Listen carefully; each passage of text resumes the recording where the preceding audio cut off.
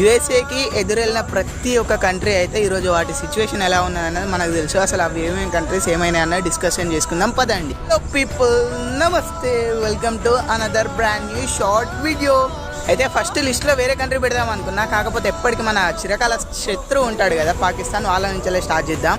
అయితే Pakistan formal prime minister ఉండే కదా ఇమ్రాన్ ఖాన్, అతను కూడా ఇండియా లాగే సోవరెంట్గా ఉండి మనం రష్యా నుంచి కొన్ని టైస్ వేసుకొని బిజినెస్ డీల్స్ కానీ అతన్ని అయితే గద్దె నుంచి దింపేసి మన వంకాయ మునీర్ ఉన్నాడుగా, అదే ఆసిం మునీర్ ఉన్నాడుగా, అతనైతే ఇప్పుడు కుర్చీ ఎక్కించారు. ఎప్పుడైతే అతను కుర్చీ ఎక్కిండో అప్పటి నుంచి అయితే అతను ఒక అమెరికాకి పపెట్గా మారిపోయిండు. అయితే అప్పటికి ఇప్పటికీ పాకిస్తాన్లో పెద్ద తేడా ఏం రాలేదుగా, అదే డెడ్ ఎకానమీ అంటారు కదా. కాకపోతే రీసెంట్గానైతే ట్రంప్ స్వయంగా తన బిజినెస్లే పాకిస్తాన్లో స్టార్ట్ చేశాడు. ఇది ఒకటి పాకిస్తాన్ కొంచెం మేలైంది. ఇక నెక్స్ట్ 2 దేశాలు ఏంటి అన్నట్టు రేపటి వీడియోలో డిస్కస్ చేసుకుందాం. పార్ట్ గురించి అయితే ఖచ్చితంగా వెయిట్ చేయండి. మరికొన్ని వీడియోల కోసం అయితే ఛానల్ని సబ్స్క్రైబ్ చేసుకోవడం మర్చిపోకండి. This is Shivaram signing off. Bye.